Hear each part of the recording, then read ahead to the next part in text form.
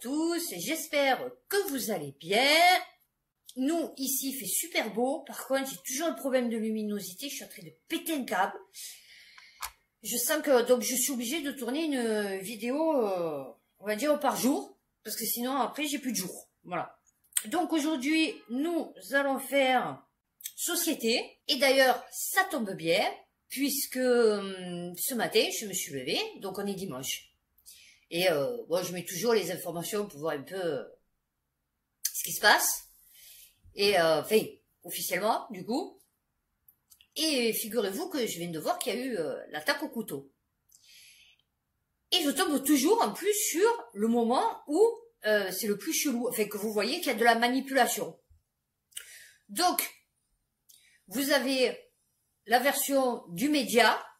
Alors, du média, c'est-à-dire la journaliste à la base qui est sur place, d'accord, qui raconte ce qui s'est passé.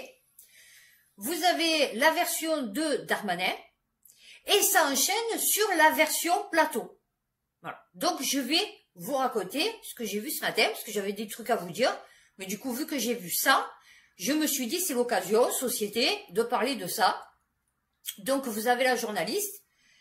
Donc, il parle de l'attaque au couteau, avec le bandeau en dessous, en rouge. Enfin bon, ok. Vous avez la journaliste qui est sur place. Donc, il faisait nuit, je crois. Donc, c'était hier, sûrement, ou dans la nuit, ou ce matin très tôt. Et d'ailleurs, on se demande comment ça se fait, que moi, je me suis levée, il faisait jour, et qu'elle, elle parlait, il faisait nuit. Mais bon. Et donc, elle parle, et elle raconte que c'est un mec, donc, qui était connu des services, et qui était fiché, ok, qui avait des problèmes psychiatriques, qui avait été emprisonné et tout, en 2018, je sais pas quoi, qui avait des problèmes psychiatriques, et que depuis, alors, je sais pas, quelques semaines, quelques mois, quelques années, il ne prenait plus ce traitement. Il était plus suivi. Médicalement. On est ok. Donc, la séquence, elle le coupe. On met Darmanin. Darmanin qui dit que c'était radicalisé, qu'il était fiché, qu'il avait des problèmes, alors, qu'il était suivi par la DGSI, heureusement, grâce à Dieu, hein, on dira, voilà, et qu'il avait des problèmes psychiatriques et qu'il était sous médication. Ce qui n'est pas ce qu'a dit la journaliste, on va dire 3 secondes avant. Ok. Et donc vous enchaînez sur le plateau, et sur le plateau, le journaliste, celui qui fait, on va dire, le présentateur, quoi, il dit, donc, à tout haut, enfin, on va dire, une question générale, à tout le monde. Oui, alors, qu'est-ce que vous pensez de cette attaque terroriste?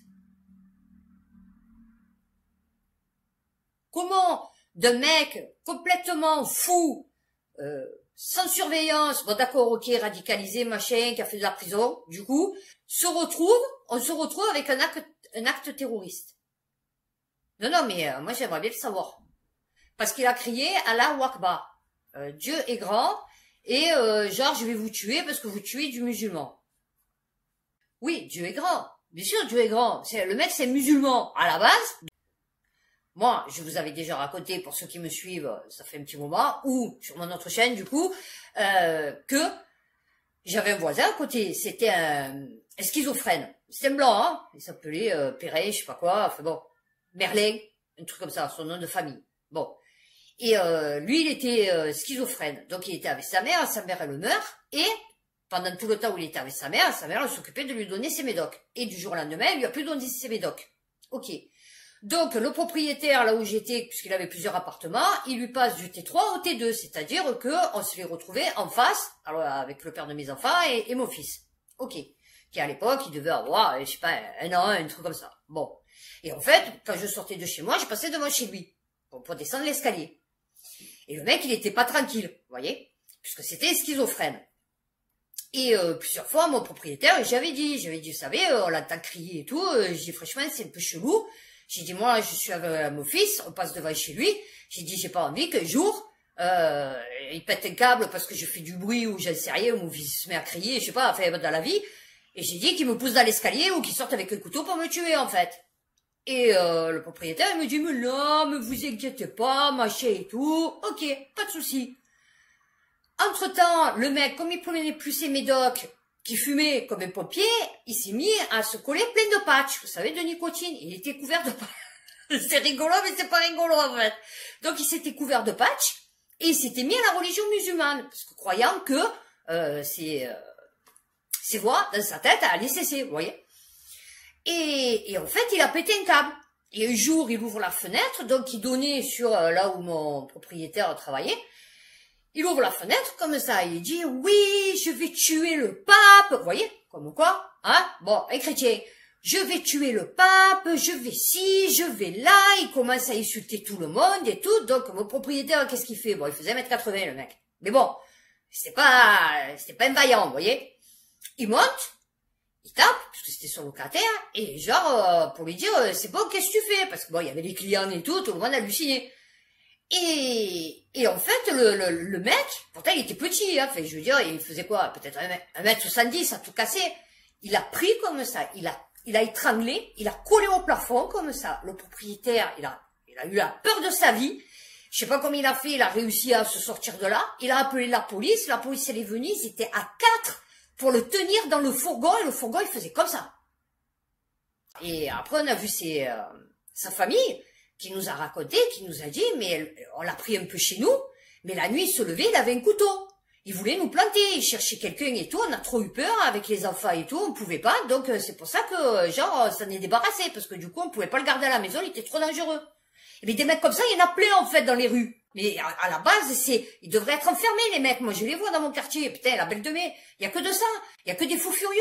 Les mecs, ils parlent tout seuls, ils tournent, ils font que tourner. Vous le voyez, les clochards sur la place, en train de s'enfiler bière sur bière. Les gens comme ça, ils savent même pas ce qu'ils font. Nous, on en avait un dans le quartier. On l'appelait, putain, comment on l'appelait? C'était un black. Et en fait, le mec, il avait eu une méchante situation et tout. Après, il s'était séparé, il avait perdu son travail et s'était retrouvé clochard.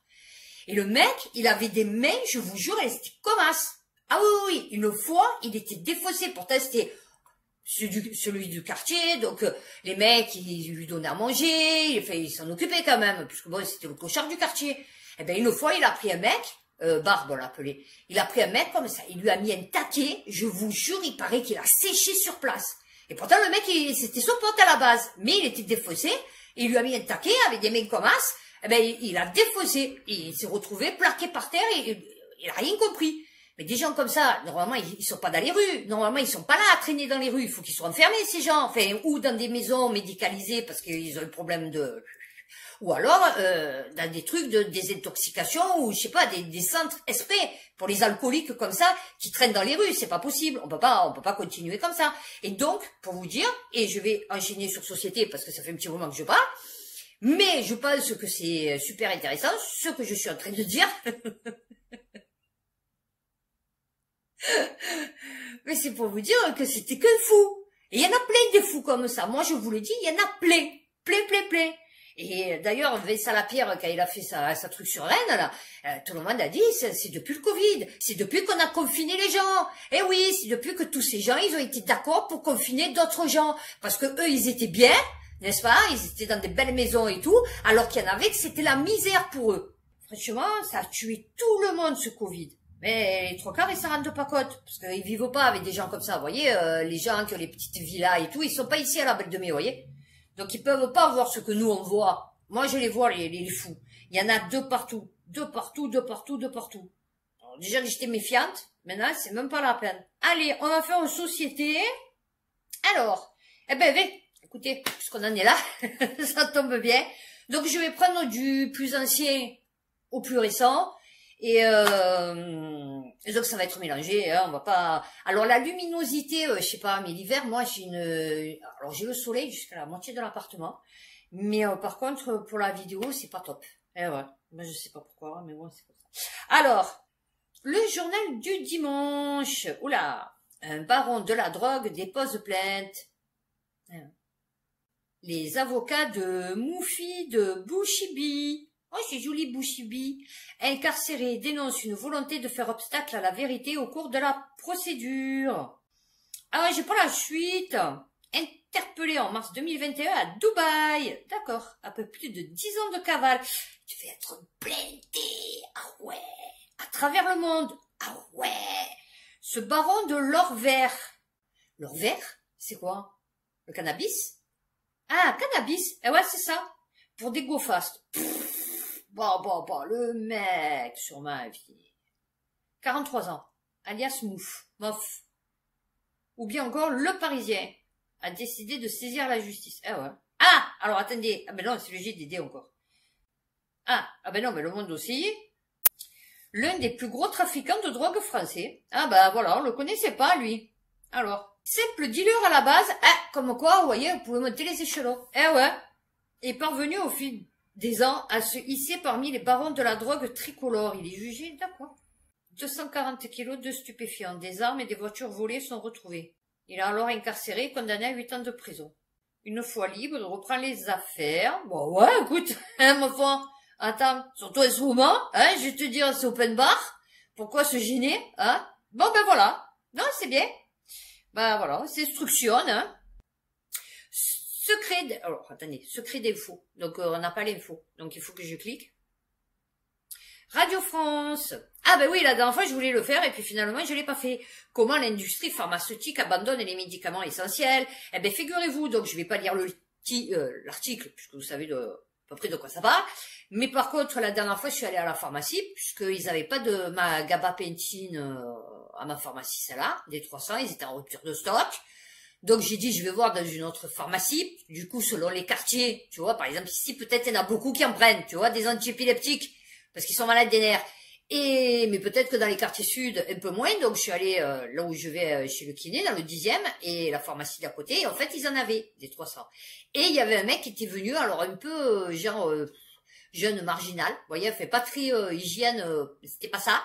Et en fait, il demandait des antibiotiques. Bon, enfin pas lui, mais son médecin. Et en fait, ils en avaient pas. Ils ont dit, on n'a pas d'antibiotiques. On sait pas quoi vous donner à la place. Parce que vous savez, des fois, ils vont sur l'ordinateur, ils ont les autres médocs, vous voyez, qui peuvent remplacer. Et là, ils avaient pas.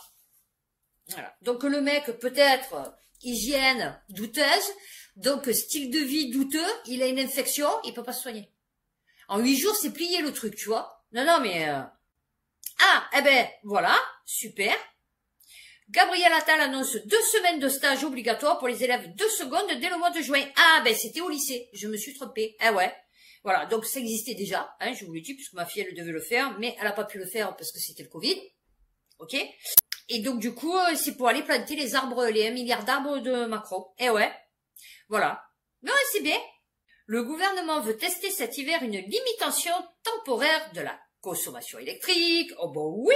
Ils vont nous dire quand c'est qu'on peut se chauffer, quand c'est qu'on peut regarder la télé, quand c'est qu'on peut faire une vidéo. Ah oui, non, parce que du coup, ce projet de texte définit les modalités, j'ai dit que Le Figaro, d'une expérimentation relative à la limitation temporaire de puissance électrique disponible pour des clients résidentiels.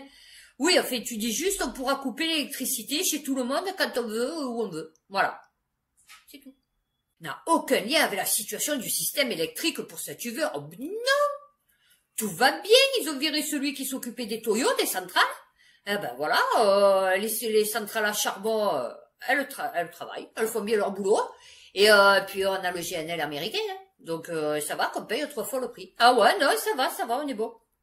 La France est d'ailleurs exportatrice d'électricité depuis, c'est-à-dire qu'elle préfère mieux nous le couper, le van. Tu vois, voilà, parce que peut-être elle touche plus, je sais pas. Ah oui, il faut éviter ne pas ne généraliser. Oh bah oui. Ah oui, bah là, ça serait un peu ballot, tu vois. Vu qu'on est les premiers producteurs d'électricité. Alors ça aussi, très bonne idée de notre ministre de l'Éducation. Oui, non, parce que, vous savez, c'est quand le mec il s'est fait égorger, là, fait couper la tête, je me rappelle plus quoi, parce que bon, du coup, alors. Voilà, l'exclusion de ces élèves a été redonnée. C'est-à-dire que alors, non, parce qu'ils n'ont pas fait la minute de silence. C'est-à-dire que les mecs, ils sont déjà profondément en rébellion avec le système, tu vois, avec tout, d'ailleurs. Et en plus, tu l'exclus du seul lieu où il peut être encore un peu sociabilisé. Non, c'est bien. Ah ben, c'est sûr qu'il va pas y retourner à l'école. Non, ma fille, je te le dis, voilà. Lui, c'est sûr qu'il va finir à dealer dans les cités. Ah ouais, non, c'est clair. Ah ouais. Un squatteur s'approprie tout un immeuble. Le propriétaire appelle en renfort 2 anciens légionnaires pour le déloger. La dépêche.fr. Ah, t'as eu mon ex. Ouais, c'était un légionnaire. J'ai demandé une fois, j'ai dit, tu as déjà tué quelqu'un? Il m'a pas répondu. Ah ouais. Non, super bel homme, hein. Bon, un peu chelou, mais mais super bel homme. L'appartement est saccagé, couvert de tags, ok. Octogénaire, d'accord. Eh ben voilà. Lui, au moins, on sait que le locataire il reviendra plus. Le locataire, bon. Le squatter il reviendra plus. Ah ouais, non, non, ça c'est clair. Le Monde. Le discounter Action, rouleau compresseur des prix et des salariés. Ah ben d'ailleurs, ma fille elle est allée pour acheter des boucles de Noël, qu'elle a payé 10 € alors que moi, sur Chine, je les avais à 2,75 €. Alors elle me dit, oui, mais Chine, ma Chine, mais tu crois qu'il achète tout Action? Ouh. Ah, j'ai cassé ma Nintendo Switch. Non, mais lol, je l'ai faite tomber, elle s'allume plus. Je vais être obligée d'acheter une nouvelle Nintendo. Je suis dégoûtée, j'ai le jeu. On a joué une fois et je peux plus jouer à Super Mario Wonder Power, je sais pas quoi. Je suis dégoûtée. J'ai cassé ma Nintendo. Partout, l'enseigne néerlandaise recrute et les médias locaux s'en font le relais. 67 postes dans le Nord, 91 dans le Pas-de-Calais, 23 dans l'Oise et 8 dans la Somme. Ah bah oui, c'est sûr, c'est comme nous aller au stage. Alors c'est ou secrétaire médical, ou secrétaire, ou ressources humaines, donc des trucs de... Vous voyez, ça va, de tertiaire. Non, ils vous mettent des affiches, ouais, Claire recrute une vendeuse, oui, Carrefour recrute des agents de caisse. Là, c'est une blague ou quoi? Non, non, mais c'est une blague en fait. Ça, c'est les annonces Pôle emploi, tu vois? Ouais, ouais, non, non, c'est pour nous sortir de là où on est. Ah ouais, non, c'est sûr. BFMTV.com, l'ancien juge antiterroriste Marc Trévidic recommande de retirer les enfants de leur milieu familial radicalisé. Ah bah oui, tu vas les mettre où? Dans les centres, c'est ça pour mineurs, là, je sais pas quoi? Non, non, tu vas les mettre dans les trucs où ils se font violer, pédophiliser, c'est ça? Non, je sais pas, tu vas en faire quoi, en fait, de ces minots? C'est-à-dire que déjà, à la base, ils ont des soucis avec leurs parents, avec les idées, avec les valeurs, avec peut-être tout. Et en plus, tu vas les retirer de leur milieu déjà pas top. Et là, en plus, ils vont se faire pédophiliser, maltraiter, torturer. Non, c'est bien, c'est bien, c'est bien, c'est magnifique. Et lui, c'est l'ancien juge antiterroriste. Ouais, ben, retourne avec les terroristes. Ouais, non, non. Ou alors change de boulot, ne passe pas à la télé. Ouais, ouais, ouais, ouais. Parce que franchement, si c'est pour nous sortir ça, non, non, mais, ouais, voilà. J'ai mon bébé. Regardez comme elle est belle, ma paillette. Mon Dieu. Ah, tu es pas belle, hein. Regarde. Regarde, paillette. Paillette. Regarde comme elle est belle, ma pupite. Voilà, elle a voulu monter. Bon, elle me casse les bonbons. Elle me gêne. Tiens, je me sers de toi comme de porte-tablette. Oh, elle va pas être contente, Brigitte Bardot. Elle va dire que je te maltraite. Oh, oui, mon petit cœur, mon caramel mou. Ah ouais, je suis toujours en train de l'appeler mon caramel mou. Oh, mon petit caramel, ma petite rose des sables. Ah ouais, non, non, mais elle est trop belle. Donc, l'ancien... Tiens, elle m'a léché la tablette. L'ancien juge antiterroriste Marc Trévidic estime que la seule manière d'éviter la radicalisation d'un enfant grandissant dans un foyer d'extrémisme religieux est de l'en sortir. Il admet que la question est épineuse. Oh bah oui, non, et ça va. On va pas stigmatiser, on va pas faire d'amalgame et on va pas... Ah oui, du moment qu'il va être musulman, le truc, tu vois. Non, non, mais ils vont dire, oh putain, c'est milieu, tu pratiques? Tes pareils pratiques, ils vont à la mosquée? Ouais, ta mère, elle met le drap. Ouais, et ton père, il a le... Et puis la robe, hein, il a la beubêtre aussi? Non, je sais pas, je te pose une question et c'est pour savoir ton niveau de radicalisation. Est-ce que on en est où? Cochon, carême?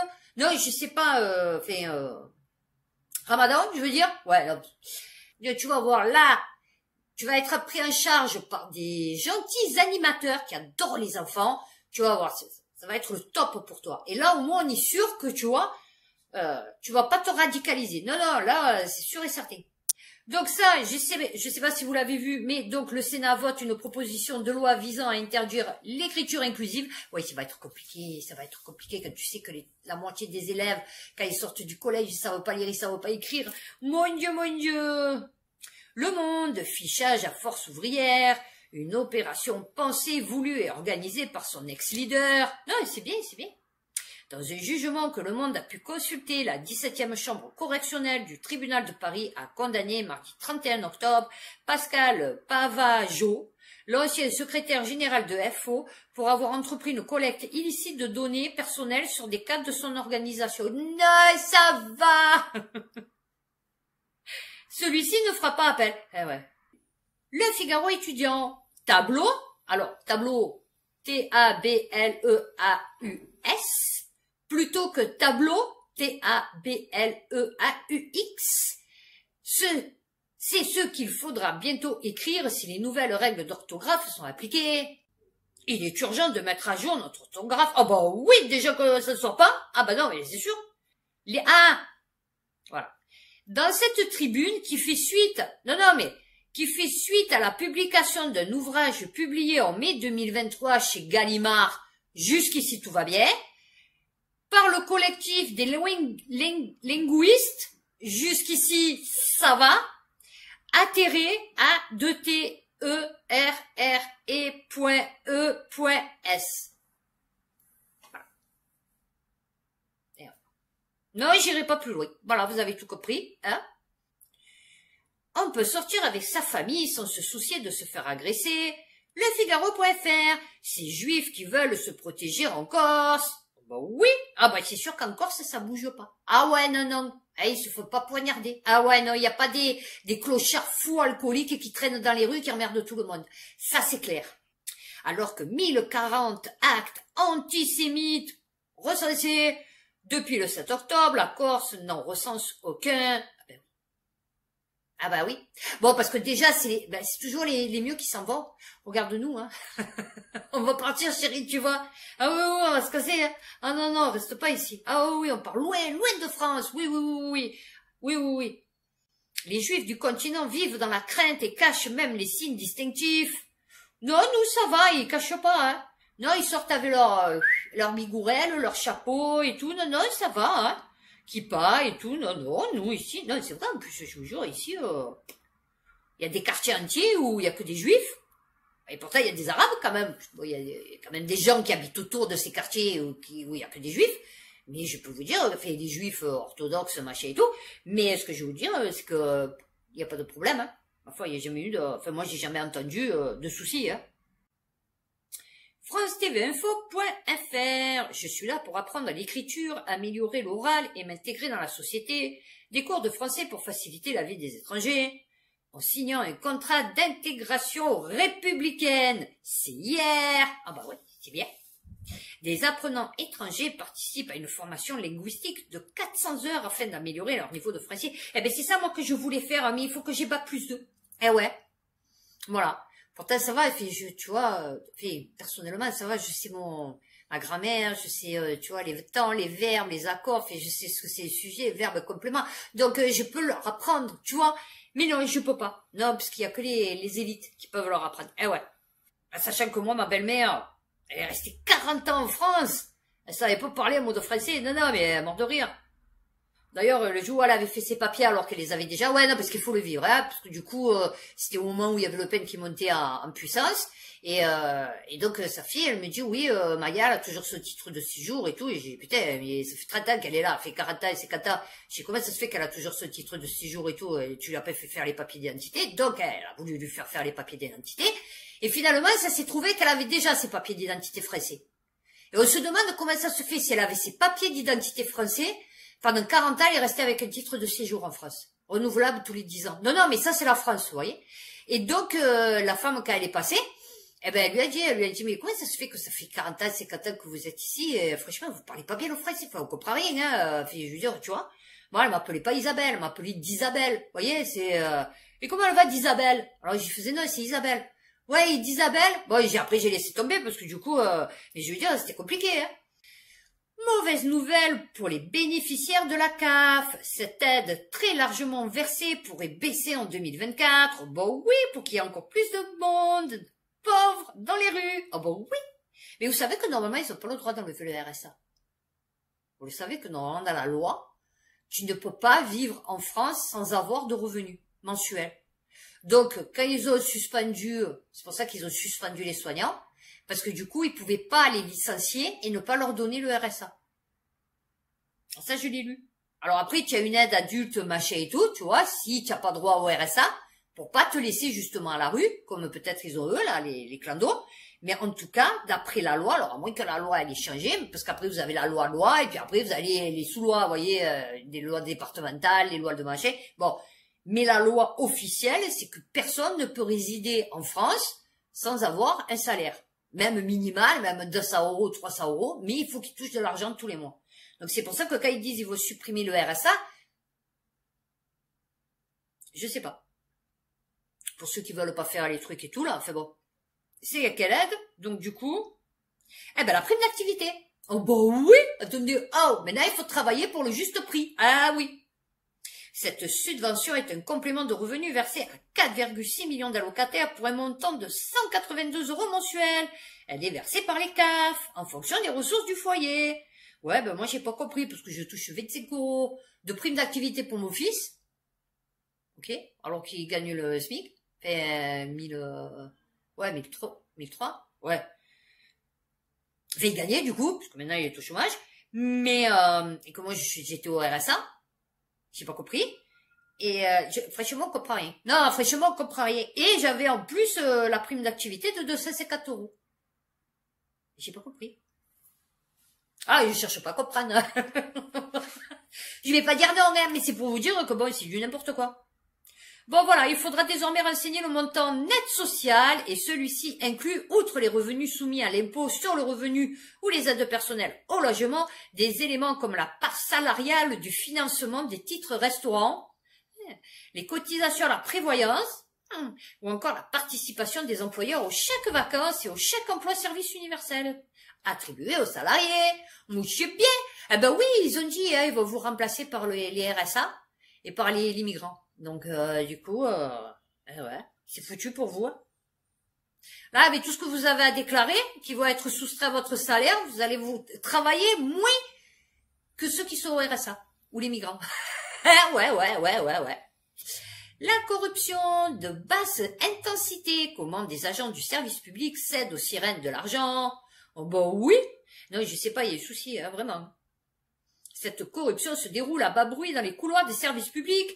Des élus et des fonctionnaires rendent des services à des délinquants contre rémunération. D'ailleurs, un article que je vous avais lu, que les délinquants, des mecs de la poste. Ils faisaient rentrer des mecs de la poste délinquants. Enfin, vous voyez ce que je veux dire? Notamment en divulguant des informations sensibles contenues dans des fichiers administratifs. Ah bah oui. Ce sont des informations qui ont une très forte valeur, qui sont prêts à acheter pour se prémunir des actions répressives des services de police ou de gendarmerie ou des poursuites de la justice. Ah ouais. En octobre, 2 policiers de la région parisienne ont été condamnés à de la prison avec sursis pour consultation illégale de fichiers. Ah ben oui, je vous avais dit, c'était la nièce de Darmanin. Hein, c'est ça? Son mec, il était gendarme. Et ils avaient regardé des fichiers. Ah ouais. Ah, je m'en rappelle, il y a quelque chose là-dedans. Ah ouais. L'un d'eux a même géolocalisé une femme pour rendre service à un amoureux éconduit. Oh ben oui. Après avoir transmis un faux document au procureur. Oh, moi j'étais pour une belle petite histoire d'amour. Cette corruption ne concerne pas que les policiers et gendarmes. Loin de là, les exemples ne manquent pas. Un officier d'état civil qui délivre de faux certificats de naissance pour une filière de sans-papiers à Lille. Oh, c'est rien. Un fonctionnaire préfectoral à Bayonne qui manipule le fichier des permis de conduire en ajoutant des points. Oh bah oui, d'ailleurs, j'en ai perdu 3 la dernière fois.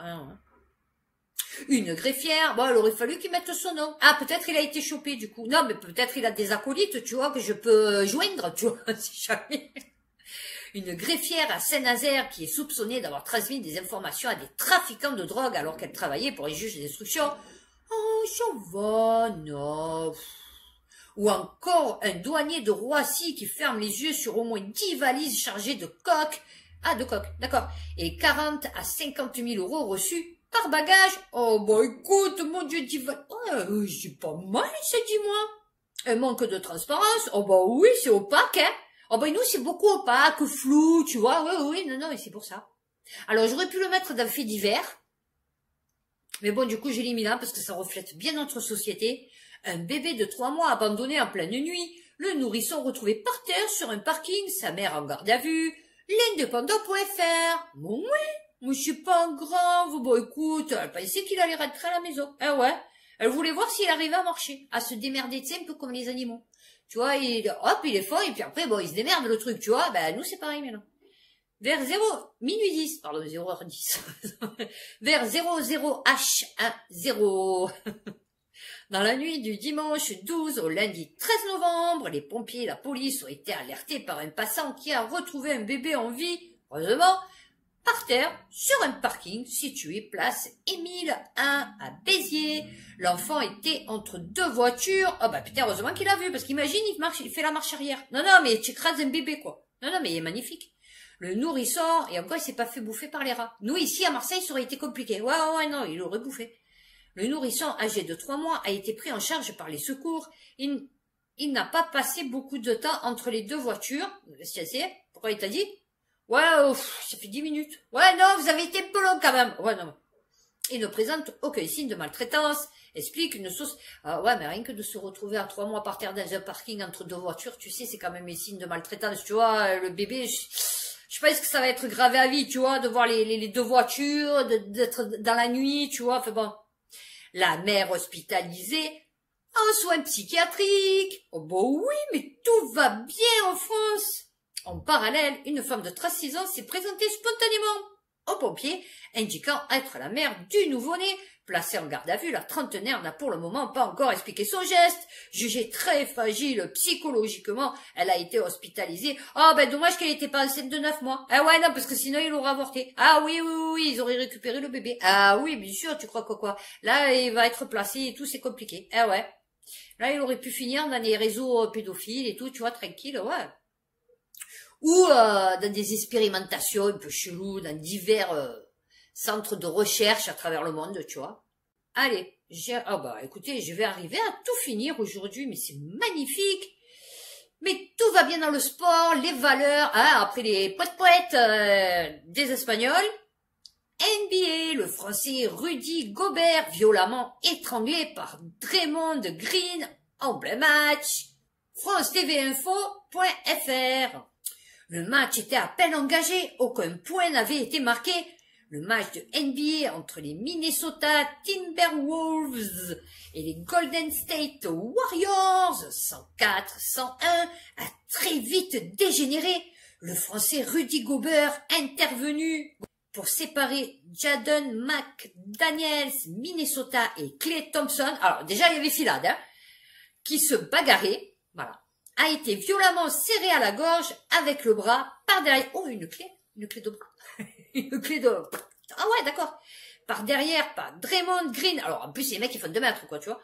Pendant plusieurs secondes, le Français n'a pas répondu à son adversaire. Ah ben non, il était à moitié mort. Green a été exclu au même titre que Thompson et McDaniels. Non, c'est bien, magnifique. Eh ben ouais, mais c'est encore des bambous là. Voilà.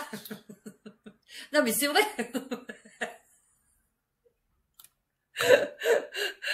Ouais. Bon, ils sont pas bamboula. J'ai dit mi bamboula. Non, mais c'est pas des bamboula, mais je veux dire, c'est pas des blancs, quoi. Non, mort de rire. Non, mais c'est bien, le sport, bien. Bonne valeur. Ah ouais, oui, non, bonne valeur dans tout, d'ailleurs, maintenant on le voit. Nos 8 cerveaux, Lemonde.fr, se faire composter après sa mort, une façon de réduire son empreinte écologique. Oh bah oui, écoute, magnifique, moi je me fais composter sur mon balcon. Ah ouais. Non, c'est bien, écoute. Bon, au moins, comme ça, on va plus se faire chier, Je te dis, bon, tu as ramassé les tomates dans la jardinière à papy? Ouais, ça y est, c'est bon. Elles étaient super mûres, super bonnes. Un petit goût, vraiment, mais, ouais, très spécifique. Et dans la jardinière à mamie, les fraises, elles sont mûres ou elles sont un peu fatiguées. Ouais, mais ça c'est normal, c'était le mauvais caractère de mamie, je vais te dire, bon, on le ressent, tu vois, les plantes le ressentent. Non, mais lol, non, c'est une blague. J'ai l'impression d'être entre 2 générations, celle de mes parents et celle du dérèglement climatique. Oula, mais ils ont vraiment un problème ces gens. Non, alors, tu as ceux qui se font tout couper pour pas avoir de gosses, et lui, quand il veut mourir, il veut être composté. Qu'on fasse... Non, ils ont un problème, ces gens. Pour moi, il est essentiel de changer notre rapport au vivant, y compris dans la manière d'envisager la mort. Ouais, bientôt soleil vert. Bientôt, ils vont se dire, ouais, non, il faudrait mieux que mon corps profite à d'autres personnes. Ouais, à celles qui meurent de faim. Ouais, donc si vous pouvez me débiter un petit steak, voilà, et me faire, hein, parce que tant qu'à faire, bon pour la planète, hein, pour éviter qu'ils mangent de la vache, hein, voilà. Non, mais, lol, non, c'est une blague, en fait. Ah ouais, non, c'est une blague, ces gens. C'est des blagues, et ils osent ouvrir leur bouche, en disant, genre, nous, on est le top. Non, mais mort de rire. Ah, je suis devenu papa. Un homme, normalement, tu veux pas?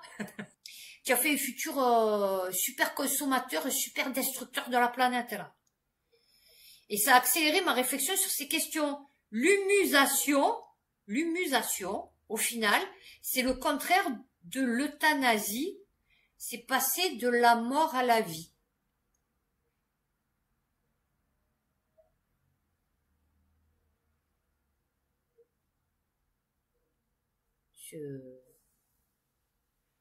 Je répète. on va rester 2 secondes sur la phrase.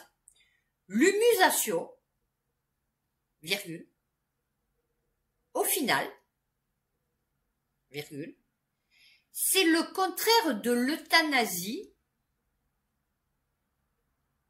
2 points. C'est passer de la mort à la vie.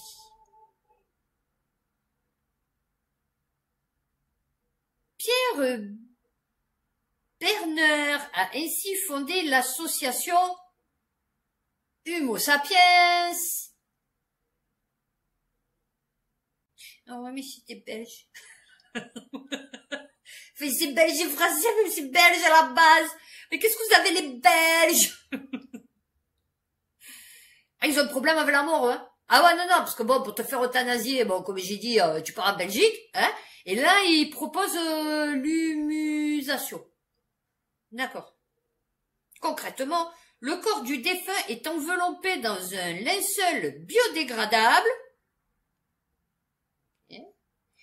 puis recouvert d'une couche de broyat, matière sèche, laissant les micro-organismes faire leur travail. Des humusateurs, sorte d'employés de pompes funèbres, interviennent 3 à 4 mois plus tard pour broyer les matières solides, soit les os et les dents. 12 mois plus tard, le compost est rendu à la famille. Ouais, c'est ce que j'ai dit. Ah, mais c'est pas grave. Ah là, le minot. Bon, arrose papy, arrose mamie. Bon, papa, fais attention. Ouais, non, papa, fais attention. Ouais, fais pas déborder parce que du coup, on va en perdre. Ouais, non, attends. Le corps est ensuite placé dans un cylindre en acier ventilé par de l'oxygène dont la non, attendez. Comment? La terramation. Et la maïf. Alors, le procédé aux États-Unis est plus high-tech. Le corps est placé dans un cylindre en acier ventilé par de l'oxygène dont la température est surveillée par des capteurs, ce qui permet d'obtenir le compost dans un délai record d'1 mois. La famille peut s'en servir dans son jardin ou le confier à une entreprise spécialisée qui le dispersera dans un parc. Je suis choquée. Je suis choquée.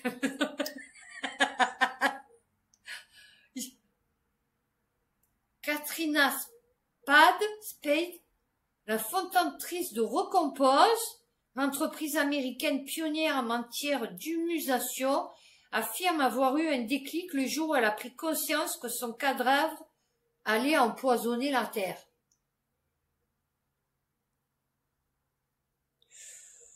Oh my god. Ah, eux, ils se droguent pas. Mais alors, je vais vous dire, ça va. Ah non, il y a vraiment un souci. Ah non, mais ah oui, commencez. Ah oui, non, il faut commencer. Oui, essaye un peu de. Non, LSD, je sais pas, fait quelque chose. LOL. Mais vous vous rendez compte, en fait, ces gens, c'est vraiment que du matériel pour faire, tu vois, le corps, c'est du corps, quoi. Bon, d'accord, ok, le corps, c'est du corps. Mais tu vois, t'imagines, ton minot, il va faire un trou, il va faire un tas de terre, et c'est des morts compostés. Tu vas acheter des sacs de terre, c'est des morts compostés. Et ils vont pas te le dire. Moi, je suis sûre qu'ils te le diront pas le jour où ils le feront. Tu vois ils vont peut-être te faire payer le truc, ouais, super, avec le cercueil et tout. T'as le mec, il y est plus dedans. Et puis, ils se servent de compost pour le jardin d'un côté. Non, mais lol. Non, mais... Bon, ben voilà, on a fini sur société. Non, c'est bien, c'est bien, c'est bien. Alors là, franchement, ah ouais, je savais pas qu'on pouvait descendre aussi bas. Ah ouais, non, je savais pas. Ah ouais, non, je suis choquée. Je vais raconter ça à mes enfants, ça va être le choc de la semaine. Ah oui, non, non. Donc, ben écoutez, j'ai fini. Société. Oui, non, je sais, je passe du rire d'un coup au sérieux. Non, ouais, je sais. Et prochaine vidéo, donc, ça sera science. Et d'ici là, donc d'ici samedi, prenez soin de vous, faites attention à vous, et puis à bientôt pour une prochaine vidéo.